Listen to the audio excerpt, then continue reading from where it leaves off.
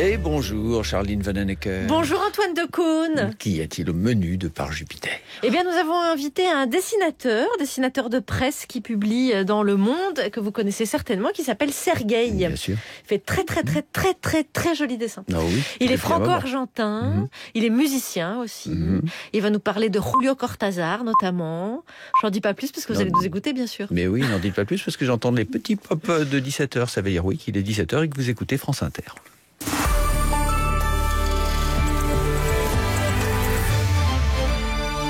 Les infos, Laetitia Gaillet. Il n'a pas déposé les armes, il a tiré. Les gendarmes ont riposté. Le forcené de Dordogne est tombé après 24 heures de traque. L'épilogue s'est joué à la mi-journée en Dordogne, juste après la diffusion du portrait du forcené. L'ancien militaire est grièvement blessé. Le patron de la gendarmerie de Nouvelle-Aquitaine assure qu'il était dans une logique suicidaire, ce qui n'étonne pas le frère aîné de Thierry Dupin, c'est son nom. Il est joint par Clémence Gourdon de France Bleu Périgord. Je m'y attendais un peu quand même, vu les circonstances. Écoutez, je connaissant mon frère, ça se termine rarement bien. Quand il a décidé quelque chose, c'est comme ça et pas autrement. C'est quelqu'un qui ira au bout de ce qu'il a décidé. Là, je savais très bien qu'il n'allait pas lever les bras avec son drapeau blanc. Il est comme ça, et puis là, je pense qu'il avait en plus dépassé le stade de la raison, quoi. Toute sa vie, c'est quelqu'un qui a eu, disons, pas peur, mais... il avait toujours des appréhensions, et là je pense qu'il avait passé ce cap de la peur, et je pense que quand on passe ce cap-là, c'est là qu'on devient dangereux, alors que il ne l'est pas. Il ne l'est pas du tout. Enfin, je peux l'affirmer. Il est doux comme un agneau. Et voilà ce que le cerveau peut commencer à réfléchir. C'est assez bizarre ça. Moi, je ne peux pas l'expliquer après, mais en tout cas, je peux dire comment il était dans sa vie actuelle. Rémi Daillé a entamé une grève de la faim depuis sa cellule en Malaisie. Le Français a été interpellé samedi sur l'île de Langkawi, où il résidait avec sa compagne et ses 3 enfants. Son avocat assure aujourd'hui qu'avec sa famille, ils n'ont pas été arrêtés dans le cadre de l'enlèvement de la petite Mia, mais bien parce que leurs visas ont expiré. Figure du complotisme, Rémi Daillé est quand même soupçonné d'avoir piloté de Malaisie l'enlèvement de la fillette. Ils ont fait le déplacement de Paris à Beyrouth pour l'interroger. Depuis ce matin, des magistrats français entendent donc Carlos Ghosn dans une salle du palais de justice de la capitale libanaise. L'ancien patron de Renault-Nissan est visé par 2 procédures, les fêtes au château de Versailles et les flux financiers de la filiale néerlandaise de Renault.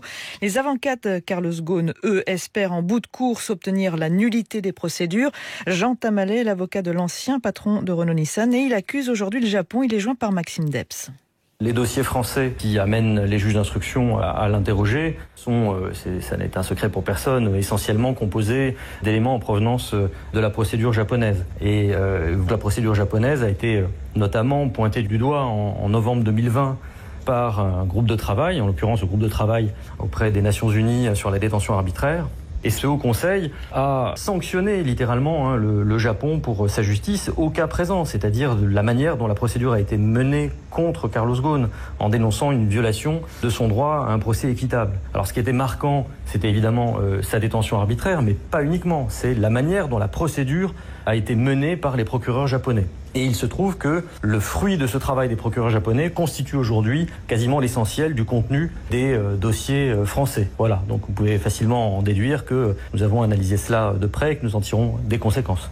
Le jour où la vaccination est ouverte à toutes les personnes de plus de 18 ans en France, Bruxelles cherche à harmoniser l'usage du certificat Covid pour les vacances. La Commission européenne plaide aujourd'hui pour que les 27 dispensent de quarantaine les résidents de l'Union vaccinés et qu'ils exemptent aussi les enfants de moins de 6 ans de tests. Ce certificat européen est censé faciliter un retour à la libre circulation des personnes et il sera valable dans toute l'Union européenne à compter du 1er juillet prochain. 2,7 millions de salariés du privé ont été en chômage partiel le mois dernier, soit environ 15% des salariés du privé. Un chiffre en hausse par rapport à mars, selon les statistiques du ministère du Travail aujourd'hui. Au plus fort de la crise sanitaire l'an dernier, près de 9 millions de salariés étaient en chômage partiel.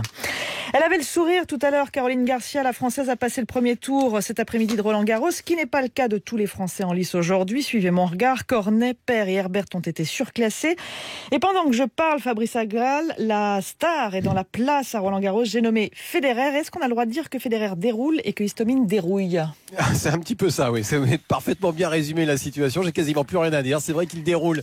Roger Federer, dans cette rencontre, il a remporté le premier set en 21 minutes sur le score de 6 6-2 et il vient de faire le break dans la deuxième manche. 2-1 en faveur de Roger Federer opposé à Denis Istomin, cet Ouzbek classé 204e mondial. Il vaut beaucoup mieux que ce classement. Attention, parce qu'il a été blessé, il est redescendu au classement. Il est issu des qualifications, mais pour l'instant, c'est une promenade de santé véritablement de Roger Federer qui effectue son retour à Roland-Garros après 2 ans d'absence, puisque la dernière fois qu'il était apparu ici, c'était en 2019, en demi-finale, battu à l'époque par Novak Djokovic, un Roger Federer très impressionnant, lui qui a repris la compétition en mars dernier après 13 mois d'absence en raison d'une blessure au genou, et depuis ce retour à la compétition, il n'a disputé que 3 matchs, dont un seul sur terre battue.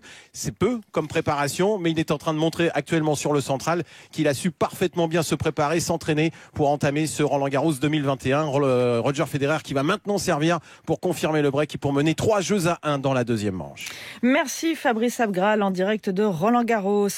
C'est rare qu'il prenne la plume pour dire qu'il n'est pas content dans ce qu'a fait Zidane aujourd'hui pour expliquer son départ du Real Madrid, manque de confiance et de soutien du club pour lui, Zidane, qui a fait sa gloire. Et puis un dernier mot, les derniers chiffres de Santé publique France aujourd'hui. La France compte 16 596 personnes hospitalisées pour une infection au coronavirus et moins de 3 000 personnes en réanimation. 140 malades sont entrés en réanimation ces dernières 24 heures.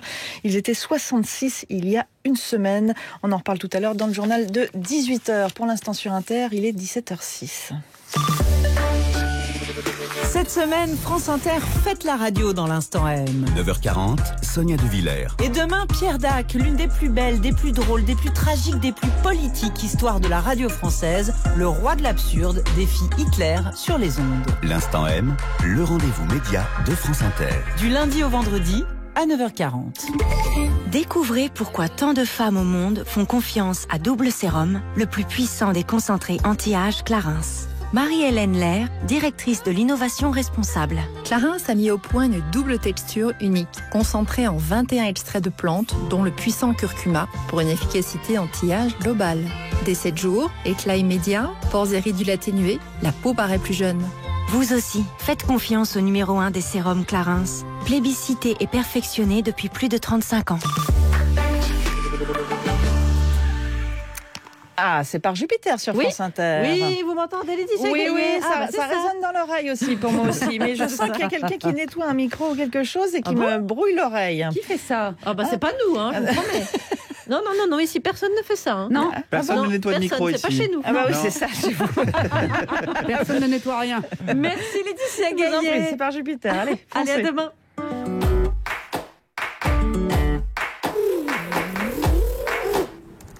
« 9h dans le bureau de Par Jupiter ». Alors figurez-vous que le mot infodivertissement est entré dans Larousse cette année. Infodivertissement, quelle horreur. Et attends, c'est ce qu'on fait tous les jours, je te signale. Non mais quelle horreur le mot. Non mais c'est 2 mots en un en fait, c'est un mot valise. Ah oui, d'accord. Ah oui, c'est comme attaché caisse. Mais non, rien à voir. Si, attaché caisse, c'est 2 mots en un, puis en plus c'est une valise. Non mais non, il faut que ça ait un sens. Parce qu'infodivertissement, ça a un sens peut-être. Ah bah oui, c'est la traduction de infotainment, c'est le fait de mélanger l'actualité et humour. Dis-donc, c'est exactement ce qu'on fait, non? Ah bah oui, merci de m'écouter, oui, ça fait plaisir. Ah oui, ouais, mais t'as vu Charline, le Larousse il précise péjoratif devant la définition. Oh, ça m'étonne pas du tout. Un mot aussi moche, ça peut être que péjoratif. Oui, si c'est péjoratif, c'est pas très sympa pour nous. Le Larousse, il a bien vu qu'on pouvait interviewer le président de la République en faisant des roulades. Et oui, le Larousse, il voit bien que les ministres ils vont chez Hanouna les aveugles. Mais c'est terrible, moi je veux pas être associé à ça. Aujourd'hui, on reçoit Sergueï, il fait des dessins dans le monde, c'est de l'infodivertissement aussi. Non, arrête, tu vas le vexer. Non, c'est péjoratif. Non, ce qu'il faudrait, c'est inventer un mot pour nous définir nous-mêmes. Alors, un mot valise, quelque chose entre humour et actualité, tu vois. C'est actu comique, par exemple. Info rigolade. Nouvelle et fourberie. Attends, on cherche pas un titre de Marivaux, là, Juliette. Ah si, attendez, je sais. Ouais. Bah oui, islamo-gauchisme. Ah bah non, c'est pas un mot valise, ça, Guillaume. Bah, il y a pourtant plein de gens qui disent que c'est ça qu'on fait. Ah, par contre, si vous voulez, j'ai un mot valise pour définir les gens dont tu parles. C'est racistémique. Ah oui, c'est pas mal ça. Zemmour, il serait racistémique, par exemple. Ah ouais, c'est parfait. En plus d'être moche, c'est péjoratif.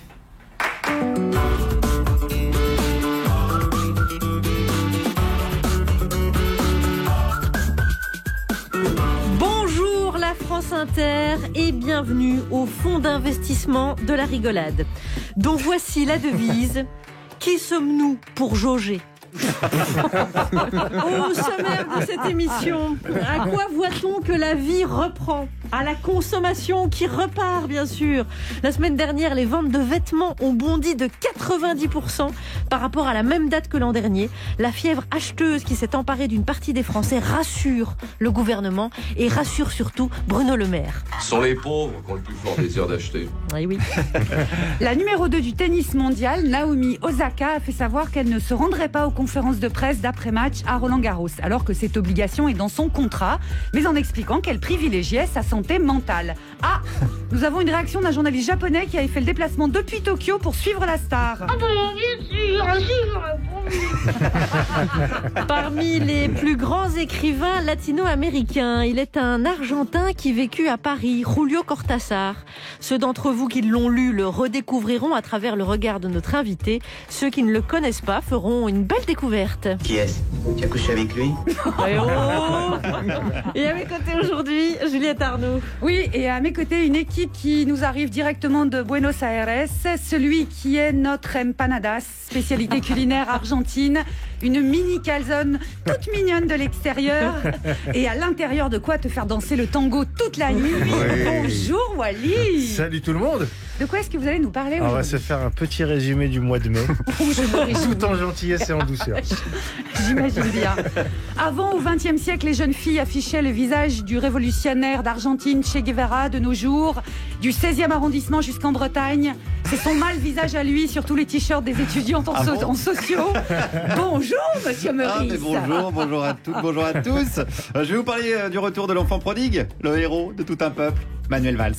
Voilà, je suis allé voir les Français parce qu'ils l'attendent. Hein. Je pense que c'est une planche pourrie, Manuel Valls. Pas tous, mais en général, les gens l'attendent. Et enfin, celle qui est adepte du grand écart, comme le pape François, qui un temps fut videur de boîte de nuit en Argentine. Elle a eu travaillé chez Marianne avant de se retirer dans un nid de gauchiste. Hello, Clara Dupont-Mono. Bonjour Juliette. Le nid de gauchiste a été constant. Je vais vous parler d'un petit conte médiéval, aujourd'hui merveilleusement réédité. Très bien, et voici celui qui va souligner les contours de l'actualité. Je vous laisse nous annoncer qui vous êtes. Vous êtes... Sergueï. Ah voilà. Oui. Sergueï. Salut. La totale. Juliette Arnaud. Par l'épidémie. Sergueï, dessinateur au journal Le Monde, entre autres. Et j'ai l'honneur de pouvoir parler de Julio Cortázar. Oui, à la fin de l'émission, Sergueï. À la fin de l'émission. L'émission est organisée. Hein. Si vous voulez, on parle d'abord. Moi j'ai vécu quelque chose d'assez drôle. Ah, bah allez-y, faites l'émission. Tout à l'heure, j'ai parlé avec quelqu'un qui m'accompagnait jusqu'ici, pas personne d'autre que l'attaché de presse de la mairie du 5e, où on fait en ce moment une sorte de malheur, parce que il s'adresse à tous les habitants du 5e arrondissement. Oui, c'est-à-dire que vous êtes parrain, je vais dire aux auditeurs, vous êtes parrain du festival du quartier du livre qui se tient à partir de mercredi. Vous êtes parrain, ça se passe dans le 5e arrondissement de Paris, hein, donc ça va être c'est circonscrit. Ça va être drôle, ça va être bien, et en plus tout le monde participe. Il y a bien sûr les libraires, tous les libraires, parmi les plus intéressants. Je ne veux pas faire cataloguer les gens du 5e comme étant les plus intéressés par la lecture. Mais il y a des visites guidées, il y a des manifestations, 200 manifestations qui se préparent, que ce soit des visites guidées, que ce soit des rencontres, que ce soit les libraires. Mais ça, on n'est plus habitué, Sergueï, hein, ça va nous faire un choc, ça. Hein. Oui, parce que c'est un vrai quartier, mais ce qui me faisait tout drôle, c'est de parler, ou paradoxal plutôt, que c'est de parler des médecins, qu'on on fait généralement l'inverse. Un dessin doit parler pour... oui, mais là, vous allez devoir en parler un petit peu. Et d'ailleurs, vous publiez un ouvrage aussi, Sergueï, qui s'intitule Le tango du dessinateur, qui est paru aux éditions Hérodios. Vous êtes dessinateur et musicien aussi. Hein, et donc, vous publiez vos dessins d'actualité dans Le Monde. Vous travaillez depuis 1982. C'est ça ? Oui, ça fait 30 ans, donc 6000 dessins. Vous en avez sélectionné 300. Ces dessins sont regroupés par thématique. Et ils sont enchâssés, je vais dire, dans un récit d'ailleurs, parce que vous avez aussi envie de parler, une fiction. J'ai envie d'écrire. Oui, voilà. Alors je raconte rapidement, et puis j'ai une question à vous poser, parce que dans ce récit, vous êtes kidnappé en plein du côté de Saint-Germain-des-Prés. Hein. Oui. On reste au même endroit.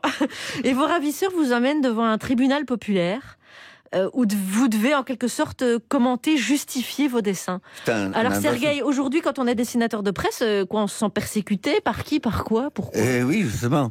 Et c'est un endroit souterrain. Et les mobiles de ces gens-là ne correspondent pas du tout à Daesh.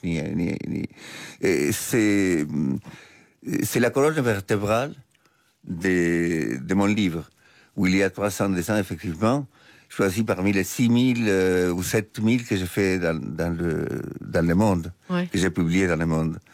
Et ailleurs d'ailleurs. Ailleurs d'ailleurs. Et donc... Mais vous vous sentez jugé maintenant ou... Sur la couverture du livre, il y a un petit personnage, qui est sans doute vous alors, oui. Avec un œil qui regarde sur le rideau du théâtre. Oui, ça a la prétention de résumer l'histoire. C'est-à-dire que j'ai fini mon voyage dans un cagoulé toujours, parce que je ne dois pas connaître la destination. Et j'arrive dans un endroit souterrain, et on enlève la cagoule dans un théâtre, bien sûr. Et c'est le procès du dessinateur. Et c'est le procès de ce dessinateur-là qui est moi. Alors je me suis dit, il y a 300 dessins, effectivement, ces dessins-là ne sont pas là pour illustrer le texte. Ils sont pas là pour illustrer l'histoire. Ils sont là parce qu'ils font partie de l'histoire. Du tango des dessinateurs. Et notamment, on vous accuse, parmi les actes d'accusation, il y a le fait d'être coupable, de laver votre conscience avec la joie du devoir accompli en rendant tous les jours votre dessin. Avec tous les dessins que vous faites quotidiennement, vous dites que vous avez envie qu'un dessin, ce soit plus un questionnement qu'un coup de poing. Oui. C'est votre... voilà. Comment vous faites tous les matins, quand vous observez le monde comme vous le faites depuis 30 ans, pour refouler en vous l'envie de mettre des coups de poing? Mais parce que j'utilise des gants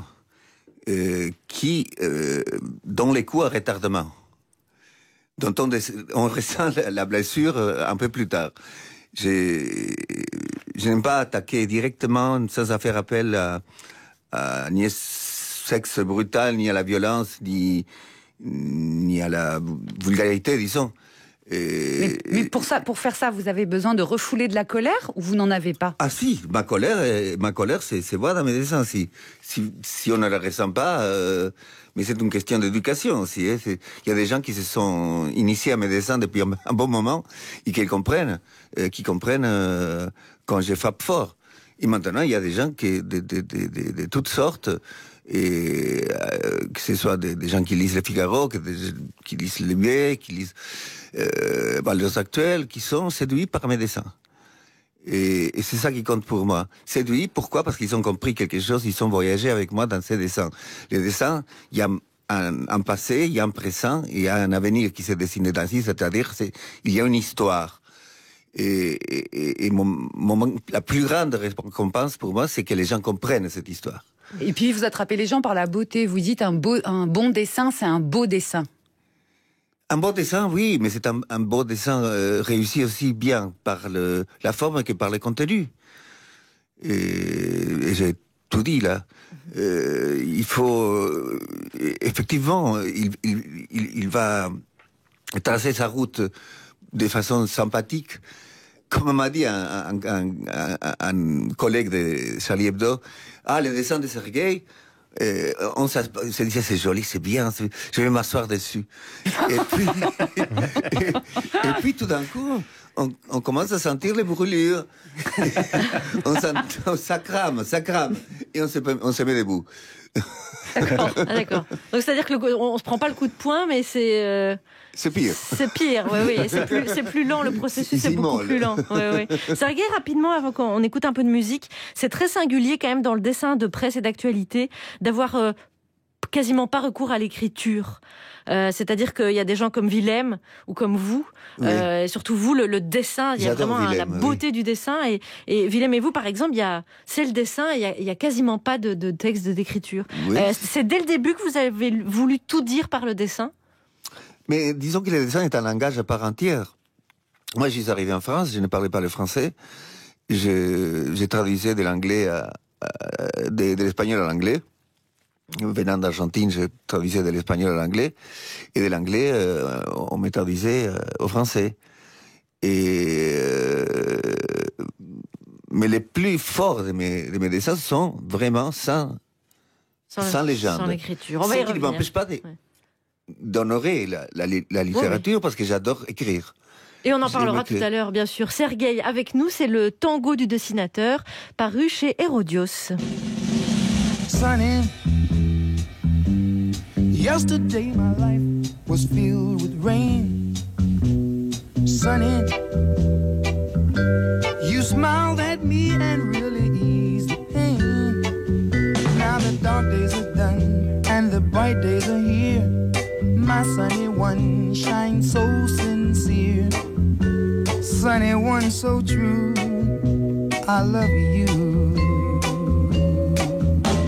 Sunny,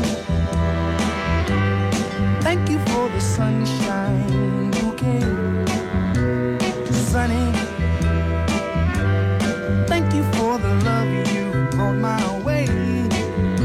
You gave to me your all in all, and now I feel 10 feet tall. Sunny, one so true, I love you. Sunny, thank you for the truth you let me see. Sunny, thank you for the facts from A to Z. My life was torn like windblown sand, then a rock was formed when we held hands. Sunny, one so true, I love you. Sunny, thank you for that smile upon your face. Sunny, thank you for that gleam that flows with grace. You're my spark of nature's fire. You're my sweet, complete desire. Sunny, one so true, yes, I love you. Sunny, yesterday all my life was filled with rain. Sunny, you smiled at me and really, really eased the day. Now the dark days are done and the bright days are here. My sunny one shines so sincere. Sunny one so true, I love you. Un Sunny de circonstance pour la plupart de la France par Bobby Hebb sur France Inter. Vous écoutez Par Jupiter. Le dessinateur Sergueï est en notre compagnie et avec lui, Juliette. Une équipe d'Argentine. Clara Dupont-Mono en tête, Wally en tête aussi, et tout au fond, Guillaume Meurice. Voilà. Et un peu d'info-divertissement après. Je suis très bien Radio Nostalgie, socialisme. C'est le bon vieux temps ici.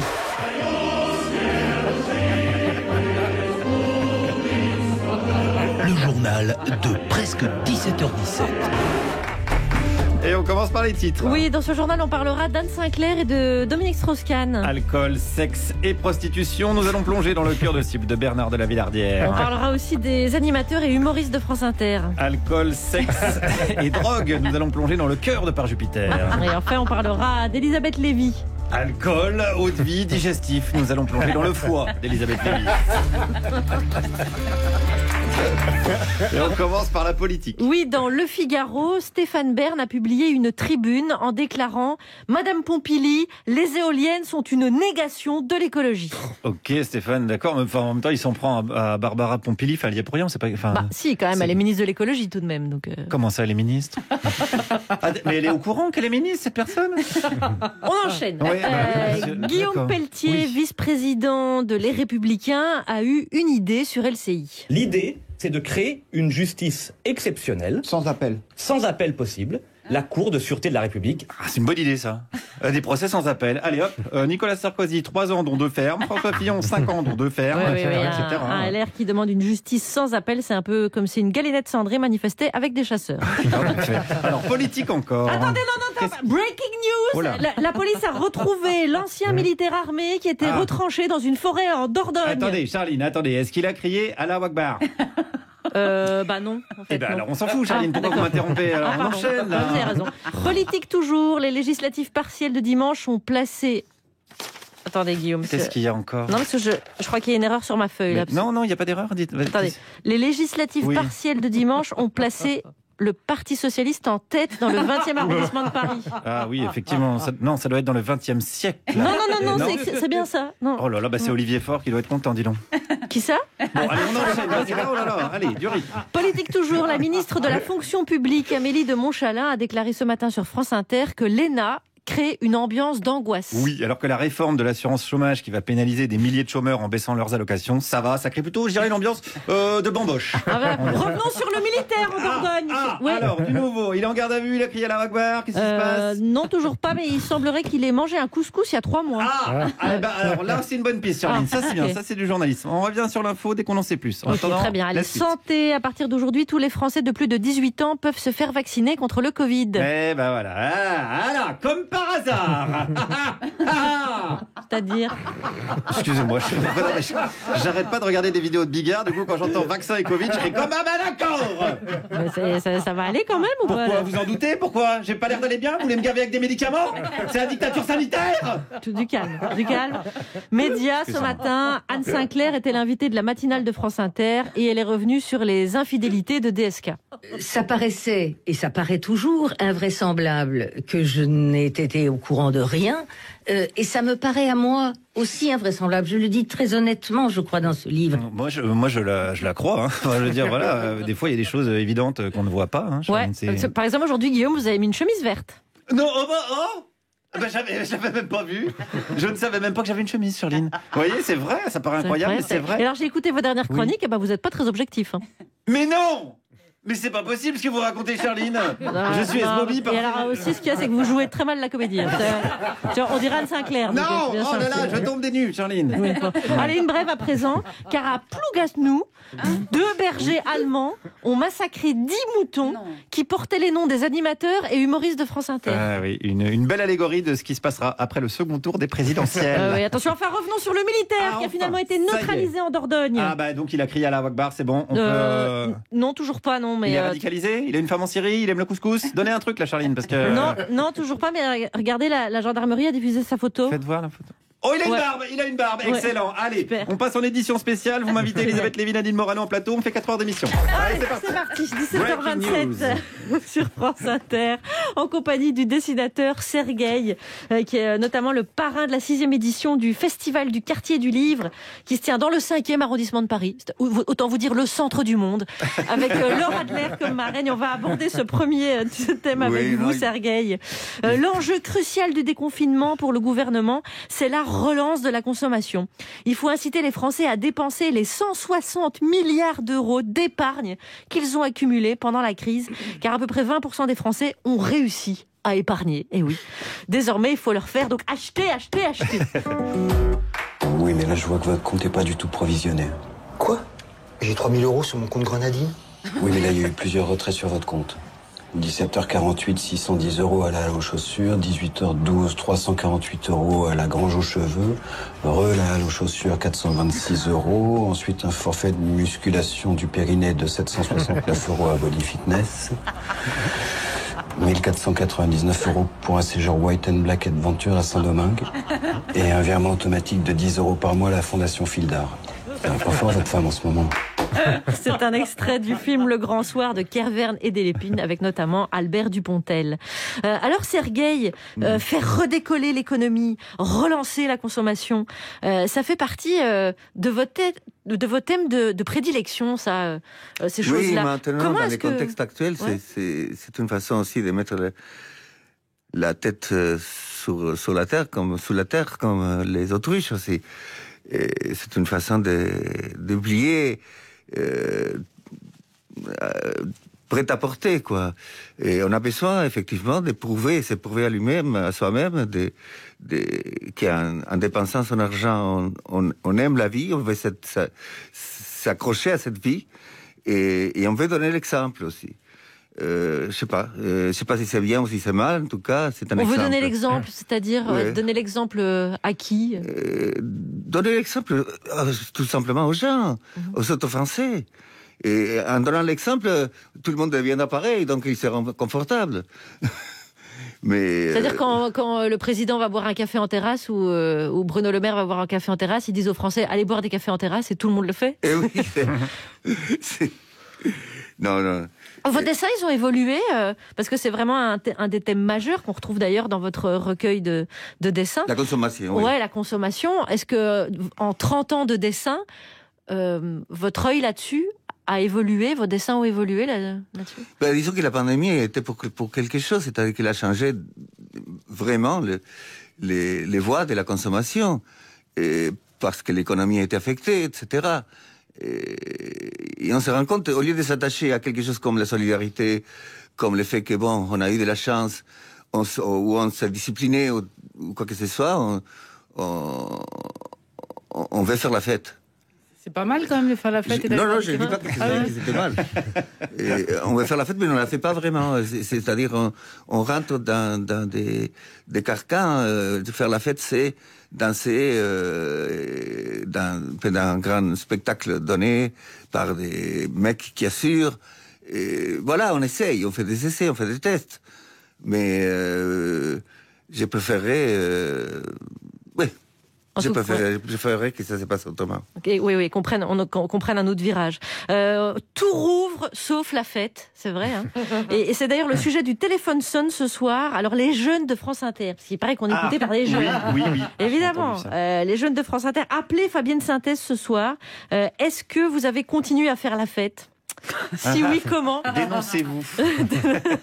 Et appelez le 01 45 24 7000. Je crois que c'est après 19h, le téléphone sonne. C'est pour vous les jeunes. Sergueï, je vous présente toi, Lydia. Ça fait un mois que je vous ai pas vu, mes petits décoloniaux indigéno-fantaisistes, racialo-friendly, non-genrés. Comment ça va? Au top. Alors, en ce moment, je viens tellement peu souvent dans l'émission, j'ai l'impression d'être un invité. Oui, mais c'est ça la fête. La fête à laquelle je me référais tout à l'heure. La fête, ça s'improvise tous les jours. Mais oui. La fête, ça émerge de vos bouches. Spontané. Et vous faites la fête tous les jours. Oui, alors ça, on en fait. Et de façon originale, ça ne coûte rien et vous n'êtes pas malade. Voilà. Alors, qu'est-ce que alors, on va la faire. Ça fait un mois que je vous ai pas vu, mes petits décoloniaux indigéno-fantaisistes, racialo-friendly, non-genrés. En ce moment, je viens tellement peu souvent dans l'émission, j'ai l'impression d'être un invité comme vous. Charline m'a pris pour un livreur Uber Eats. Ça fait un quart d'heure que je lui explique que j'ai pas de sushi et que c'est normal. C'est pas vous qui m'empêchez de venir. C'est moi qui suis en tournage parce que c'est bien beau de venir ici pour dire le système c'est pourri, le capitalisme c'est caca, mais à l'arrivée, faut manger. Et à la caisse d'Auchan, ils acceptent pas le paiement en punchline. Alors, comment vous résumez un mois d'actu en 3 minutes? Je pourrais vous parler des terrasses qui sont de nouveau ouvertes. On peut enfin siroter un coca tiède confortablement installé sur une place livraison entre 2 kangous et 3 poubelles qui débordent. Tout ça pour se faire virer à 20h30 par des policiers avec gilet pare-balles, protège tibia, grenade de désencerclement, matraque télescopique, fusil d'assaut HKG-36 dernière version, qui reviennent d'une manif où ils gueulaient avec les collègues parce qu'ils sont sous-équipés. Je pourrais aussi vous parler de Macron, mais j'arrive plus à le suivre. Enfin, le lundi, il reconnaît la responsabilité de la France dans le génocide rwandais. Le mardi, il fait une vidéo avec McFly et Carlito. C'est plus un président, c'est un gamin qui a pas école. On sait plus comment l'occuper. C'est quoi la suite? Il termine de saboter l'assurance chômage. Après, il va faire une danse TikTok sur le décor penché de Vendredi tout est permis. Je sais pas. Macron, pour séduire l'électorat des jeunes, il force comme un vieux lourdeau dans une boîte de province au milieu d'une zone industrielle. Alors que c'est son gouvernement qui refuse d'accorder le RSA aux moins de 25 ans. C'est le genre de réunion que j'aimerais bien voir, moi. Comment on fait pour régler le problème de précarité des jeunes? Mais on s'en branle pas de ça, normalement? Si, il y a les files d'attente d'étudiants pour manger 3 carottes. Là, ça fait chialer. Donc, qu'est-ce qu'on fait? Peut-être qu'on peut leur donner de l'argent. Bon, si c'est pour dire des conneries comme ça, je t'arrête tout de suite, on a déjà Marlène. Arrête. Après ça, je voulais parler peut-être de la mauvaise semaine qu'a vécu l'extrême droite, avec Benzema qui revient, Youssoupha qui signe l'hymne de l'équipe de France. Si ça se trouve, là, il y a Diams qui prépare un nouveau single, histoire d'achever tout le monde. Petit message pour Karim Benzema, marque des buts, frérot. Parce que là, si tu loupes une passe, même à l'entraînement, le RN, il va redemander la suppression du droit du sol. Donc, fais quelque chose. Avec tous ces retours, il y a quand même un rééquilibrage des forces de l'univers. Il y a Manuel Valls qui qu'il revient. Ah. À chaque fois que tu crois qu'il est parti, il revient dans une version plus chiante, lui. On l'appelle le variant espagnol. Sa venue, elle fait autant plaisir qu'une carie après un détartrage. Il lâche pas l'affaire, c'est un forceur. Si la réincarnation existe, il va revenir en texto de Darmanin. Valls, c'est le premier mec qui va se prendre une plainte pour harcèlement de la part d'un pays. Faut qu'il arrête. Bon, sinon, je pourrais revenir sur la énième attaque sur un policier par un énième homme radicalisé en prison. La prison, c'est devenu la Djihad Academy. Vraiment, c'est une usine à fabriquer des terroristes et ils veulent en construire plus. Enfin, tu me diras, c'est les seules usines du pays qui seront pas délocalisées. On veut nos terroristes made in France. On va terminer les imports du Moyen-Orient, on fait dans le djihadisme en circuit court. On privilégie les petits producteurs locaux. Parce qu'on sait très bien qu'en prison, tu te crées ton réseau du crime. C'est le LinkedIn des voyous. T'as un cambrioleur qui rencontre un tueur. À la sortie, t'as 2 cambrioleurs qui tuent. C'est échange de compétences, on step up, on upgrade le benchmark. C'est la Startup Nation, c'est comme ça. Juste en prison, ça manque d'open space, quoi. Et comme individu dangereux peut en cacher un autre, on va en parler, Dordogne, un militaire était planqué dans les bois. C'est pas l'année pour se balader en forêt, j'ai l'impression. Non, parce que je sais qu'on sort de confinement, mais entre les forcenés qui tirent à vue et les chasseurs qui tirent sans viser, c'est pas le moment de se mettre au VTT. À part ça, à l'international, on peut parler du conflit israélo-palestinien qui s'est de nouveau embrasé et on a déjà un cessez-le-feu. Un super nouvelle pour les Palestiniens, ils ont plus que la colonisation à gérer. Parce que le gouvernement Netanyahou, les lois internationales, ils appellent ça le moltonel. Le packaging est sympa, mais l'usage principal, c'est de se torcher avec. Mais bon, avec la fin des bombardements, les enfants de Gaza vont pouvoir retourner à l'école. Ah bah non, il n'y a plus d'école. Bah c'est pas grave, ils feront l'école à la maison. Ah ben non, il n'y en a plus aussi. Et puis c'est pas le Hamas qui va les reconstruire vu qu'ils ont mis tout le budget dans les roquettes. Avec le dôme de fer, sur 800 roquettes, il y en a 2 qui passent. Tu vas pas gagner une guerre avec les statistiques d'Olivier Giroud. Il serait temps de miser sur la diplomatie, les gars. Enfin bref, vivement l'été, qu'on puisse se reposer, qu'ils nous fassent passer des lois en douce pendant qu'on s'entasse sur les plages pour travailler notre mélanome, qu'on revienne enfin à la normalité. Mais habituez-vous quand même à vous enduire de gras parce qu'à la rentrée, il faudra sûrement troquer la crème solaire contre de la vaseline. Walidia, merci. Quelle forme vous nous aviez manqué. Oui. Et maintenant, Sergueï, vous devez tout résumer, ce que vient de dire Walidia, en un dessin. Et pour ça, on va vous laisser une musique, le temps de faire ça. Et Walidia, vous reprenez votre spectacle Ensemble ou rien au mois de septembre. Exactement. Vous serez en tournée. Ça va vite, Sergueï, on est à fond. On est à fond. On est à fond, oui.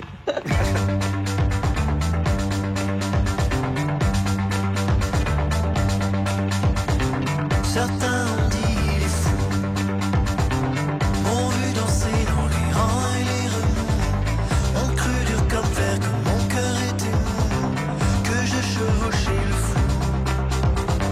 Certains y ont vu un refus, ont juré que j'attrapais le ciel à main nue, que j'en faisais des barricades dans la rue, et te voilà à l'orée de l'inconnu.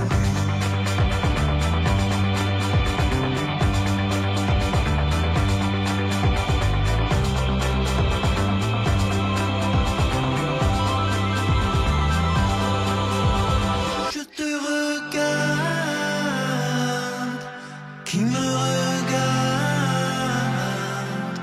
qui te regarde pour la première fois.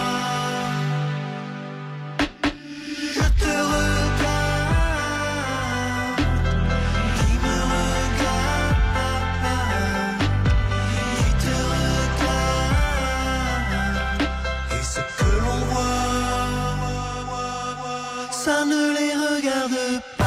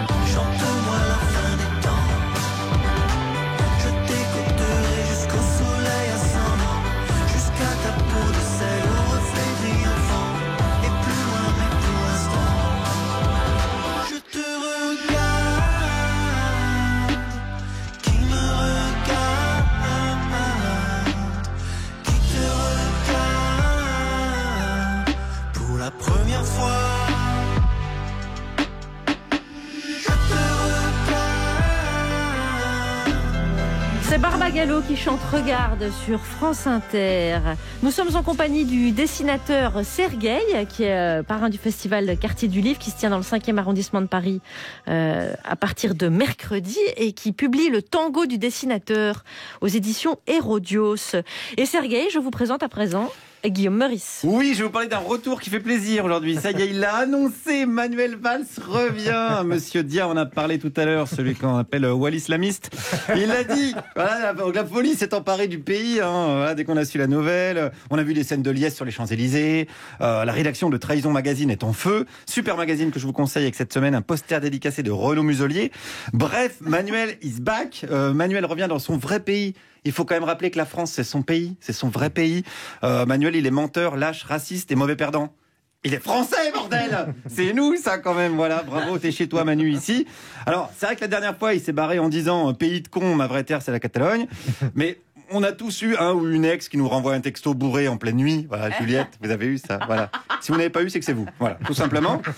Et je pense qu'il faut savoir pardonner. Alors, est-ce que le peuple de France est prêt à pardonner? Eh ben, je suis allé voir dans la rue ce matin. J'ai regardé ça. Oui. Il a dit je reviendrai jamais. Il revient. Oui. Bon, c'est tout. Est-ce qu'on saura lui pardonner?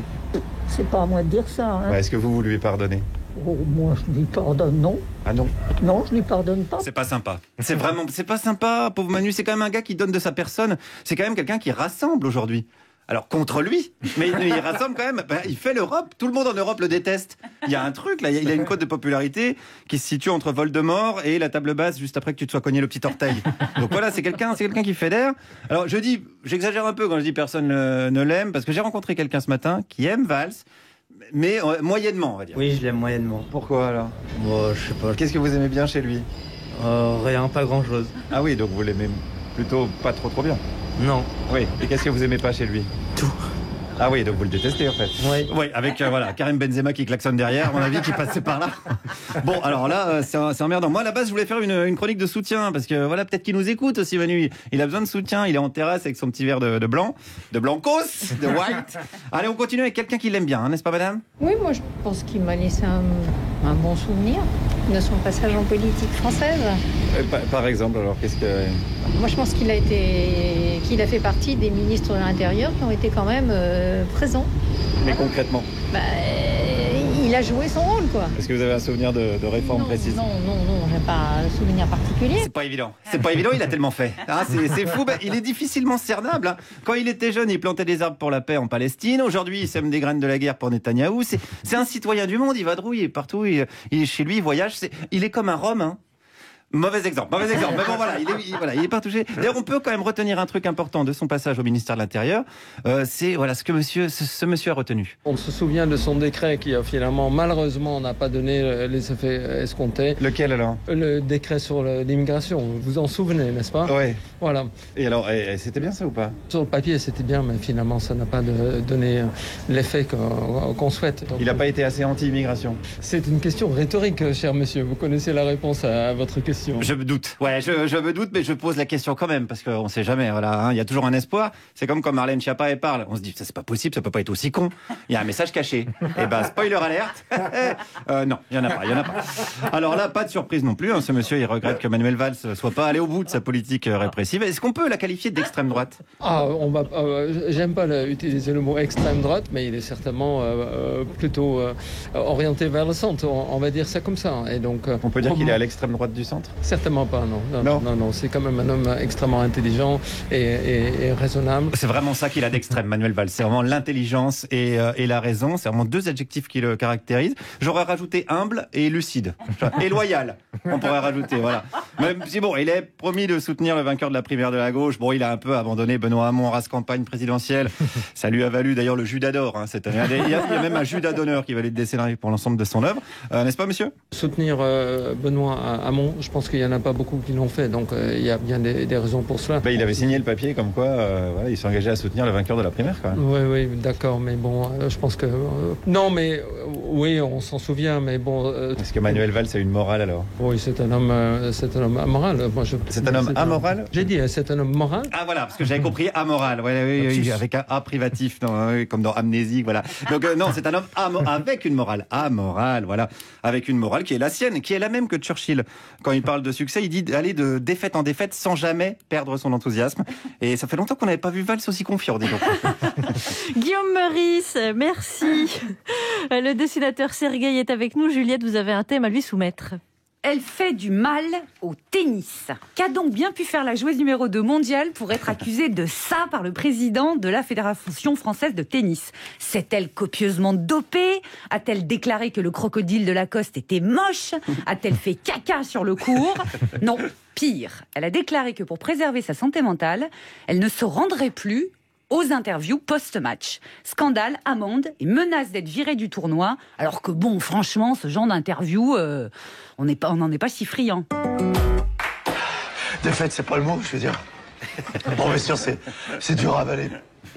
Enfin bon, ça remet pas en question ma carrière, parce que je pense quand même que c'est quand même dur à avaler, mais bon, faut à quel moment, être bon joueur. À quel moment as-tu senti que la victoire t'échappait quand même, Henri? Disons que moi j'essaie de faire du beau tennis, tu vois. Oui. Bon, c'est sûr qu'au premier set, bon, 6-0, ça a été un petit peu dur. Ça m'a permis d'étudier un petit peu le jeu de Björn Brendel. Bon, après le deuxième set. Deuxième set, oui. 6-0. Moi, j'ai senti un petit peu sur une paire de vitesse. C'est vrai, c'est vrai. Bon, mais quand même, au troisième set, faut quand même bien dire que j'ai remonté la pente. Oui. 6-4. 6-0. 6-0, Henri. 6-0 6-0, oui. C'est sûr? C'était Les Inconnus avec Didier Bourdon dans le rôle du mauvais qui ne retrouve pas son souffle et Pascal Légitimus qui interview. Est-ce que, Sergueï, si vous deviez dessiner cette histoire, l'histoire de cette joueuse de tennis qui dit non, moi j'irai pas aux interviews après le match, est-ce que vous la représenteriez plutôt en Pépé, le fils de soupe à l'oignon et croton qui veut toujours arrêter de respirer, qui fait des caprices dans Astérix et Obélix? Je ne la connais pas, mais... C'est un petit garçon qui fait des caprices et qui dit « si j'obtiens pas ce que je veux, j'arrête de respirer ». Donc est-ce que vous la représenteriez plutôt comme un enfant capricieux ou comme une militante? Non, elle milite, mais ça dépend de l'âge qu'elle a. Elle est trop jeune, peut-être qu'elle joue les provocatrices, mais c'est vrai que si on vient de perdre son match, c'est une double raison pour devoir témoigner. Et c'est terrible pour un joueur qui vient de perdre son match et qui a toute sa tête, sa cervelle qui fond et qui ne peut pas gérer son émotion. Mais c'est ce qu'elle dit quand elle parle de sa santé mentale, et en plus elle dit qu'on lui pose toujours les mêmes questions qui ne sont pas forcément très intéressantes. Oui. Et il se trouve que Naomi Osaka, là, elle fait cet acte-là, mais avant, elle a un passé de militante. Elle a refusé de jouer certains matchs pour défendre le mouvement Black Lives Matter. Je ne savais pas ça. Voilà, c'est une militante. Donc, est-ce qu'un mouvement comme ça, individuel, à votre avis, ça peut entraîner un mouvement plus collectif, plus général, et qui tout à coup a une valeur politique? Avec les réseaux sociaux, surtout le tennis a tellement d'impact sur les réseaux sociaux.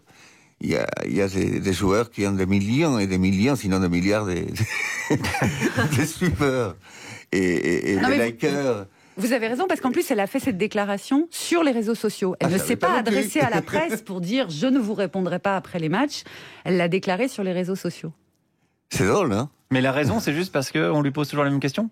Oui, parce qu'elle dit que devoir commenter immédiatement après pendant des heures alors qu'on sort d'avoir joué, elle pense que ça la rend à moitié folle et que ça rend les autres joueurs à moitié fous et que ça n'est pas nécessaire. Elle va même plus loin que ça. Et que c'est inintéressant. C'est une petite torture qui nous réserve. C'est comme si après chaque émission, on nous demandait comment ça s'était passé, il faut débriefer pendant 2 heures. Oui, d'accord. Moi, je vous demande pas ça, vous le noterez. Non, c'est vrai. Merci, Charline. Ça fait un peu partie du métier du... Je vous en prie. Vous avez joué au tennis, vous? Qu'il y a beaucoup qu'ils ont beaucoup de courage, les joueurs de tennis, de faire ça. Bien sûr qu'ils sont favorisés par l'argent qu'ils encaissent.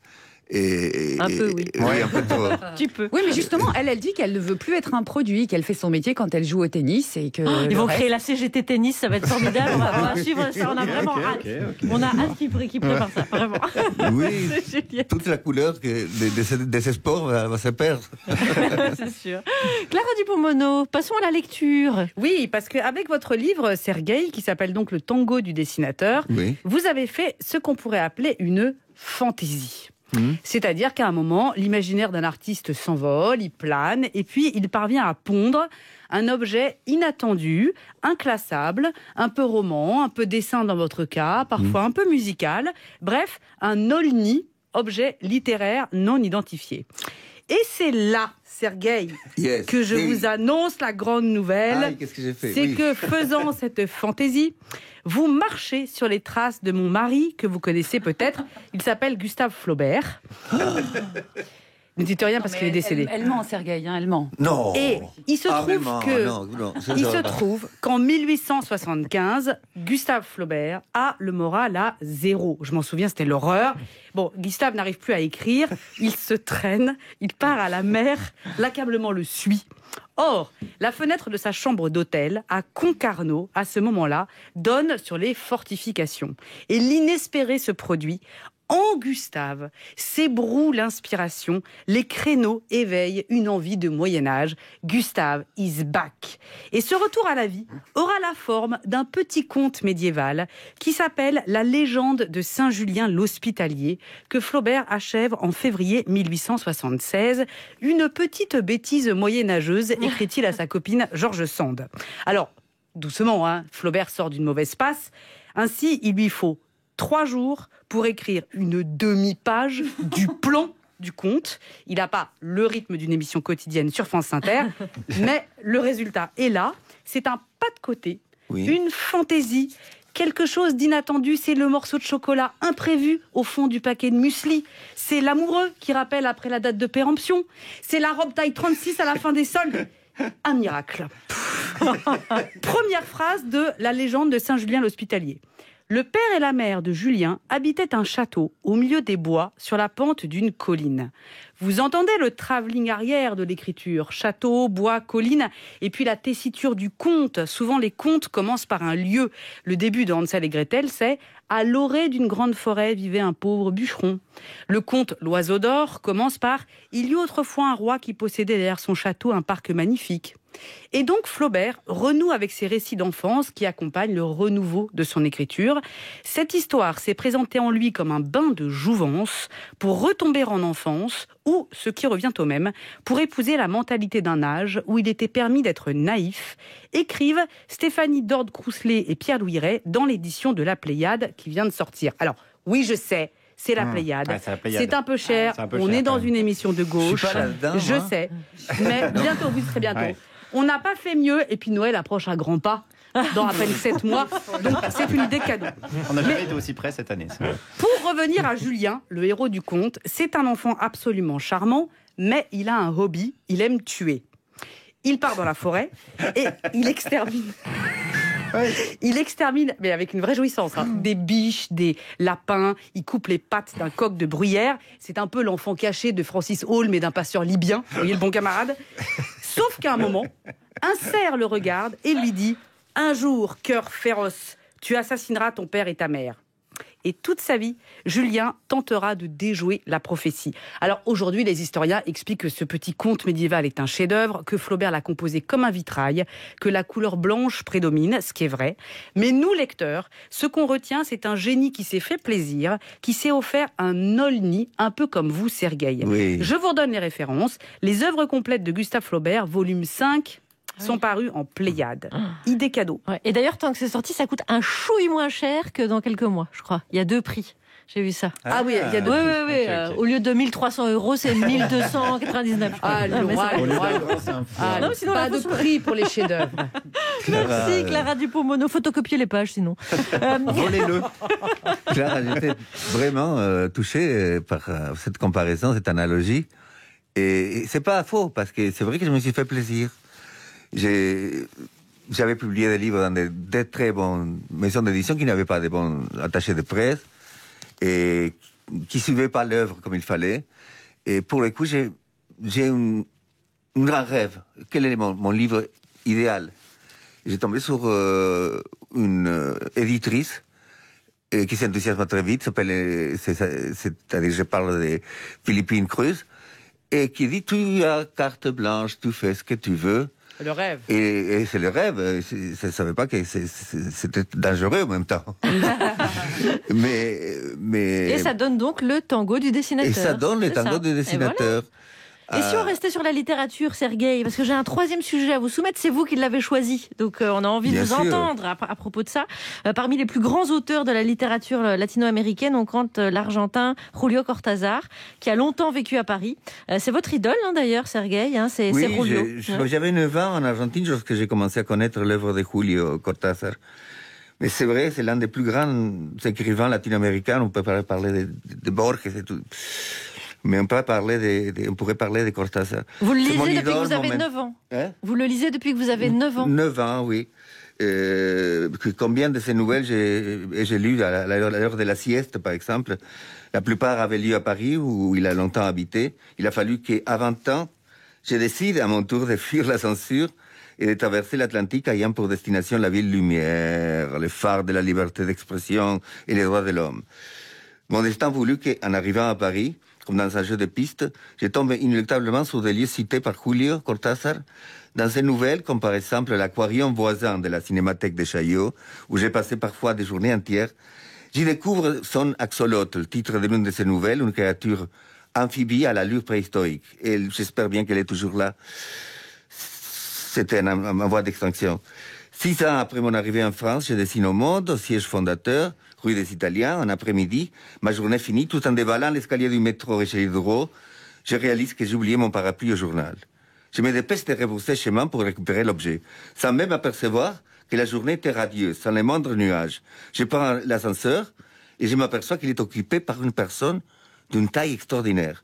« Comment fais-tu » dis-je à l'homme omniprésent. « Tu sembles aussi jeune que sur la photo de ton premier roman, Casa Tomada. Et je ne t'avais pas imaginé aussi grand. »« C'est vrai, me répond Julio Cortázar. J'ai rajeuni et j'ai grandi. Il s'agit d'une maladie, hélas, une maladie mortelle. » On monte ensemble jusqu'au 4e étage, où il avait rendez-vous avec le monde des livres et moi avec mon fameux parapluie. Une fois arrivé, je trouve le temps de lui confier à quel point il avait compté pendant ma vie. Le dialogue se prolonge passionnément comme si l'on se connaissait depuis toujours. Et on décide de nous revoir dans 2 semaines. Entre-temps, on squatte un bureau vide et on continue une conversation où j'ai réussi à lui faire part de mon adoration pour son écriture et les multiples occasions de suivre ses pas dans Paris, où, d'une façon magique, j'ai trouvé toujours sa trace, jusqu'à ces jours inoubliables de notre rencontre dans l'ascenseur. En partant, je cherche désespérément la parapluie, jusqu'à ce que je m'aperçoive que je n'en avais jamais possédé un. S'agissant d'un objet auquel je suis inexplicablement allergique. Comme quoi, bon, parfois, le dessin fait bien des choses. Le destin. Merci pour cette chronique, Sergueï. Vous avez fait une chronique sur Julio Cortázar, c'est génial. Ah, mais merci pour... Et maintenant, on va vous soumettre à un questionnaire de Parjupy-Proust. Excusez-moi, j'ai mal avalé. Sur l'échelle du dessin, je peux vous aider. Vous buvez de l'eau si vous avez besoin. Mais c'est bon. Sur l'échelle du dessin qui alerte le monde, et c'est une échelle qui va de 0 à 10. 10 étant Guernica, Pablo Picasso, la guerre d'Espagne. Oui. Et 0, un graffiti sur le mur en bas de chez moi qui dit Coluche, rends tes slips. À combien estimez-vous votre œuvre? Réponse courte.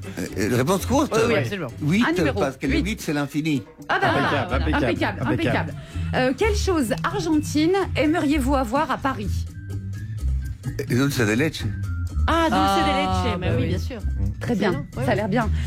C'est une confiture de lait. Ouais, c'est une confiture de lait. Ouais, d'accord. Ok. Quelle est la chose la plus triste pour les Argentins? Evita Perón, jouée par Madonna, la mort de Maradona, ou que le reste du monde pense que l'Argentine, c'est le pays du barbecue? Et les 3 sont terribles. Les 3 sont terribles. Moi, j'aimerais bien qu'ils pensent que la viande est bonne, parce que les gauchos sont là pour surveiller. Mais Oui, les parlons vaches. des gens et non pas des animaux. Et les animaux, on peut en parler parce que c'est le moment de parler plus que jamais. Il faut arrêter leur souffrance dans l'abattoir et tout ça. Mais les trois sont... J'allais dire réponse courte, mais je suis d'accord avec vous, donc je vous laisse finir. Quelle excuse vous donnez au monde quand vous avez la flemme de dessiner? Mon chien a mangé mes dessins, ma grand-mère a de l'eau dans le cerveau, ou momentanément le genre humain m'a dégoûté, mais demain ça ira mieux.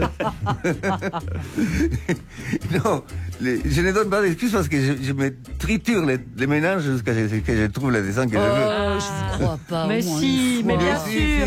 si, Et résultat dans son Je suis livre. un coquet, moi. Je suis un Résultat putain de coquet. dans le tango du dessinateur. Merci beaucoup, Sergueï, d'avoir passé cette heure avec nous. Je rappelle que vous êtes aussi le parrain de la 6e édition du Festival du Quartier du Livre avec Laure Adler, la marraine. Ou la matrice, ou l'artisane est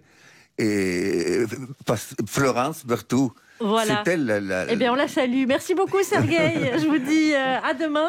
Nous recevrons l'acteur et réalisateur Lucas Bellevaux. Je dis seulement Lucas, c'est pas un client facile. Ton Lucas, je l'attends. Et il sera très facile. Bah oui, bien sûr. Je suis pas inquiète.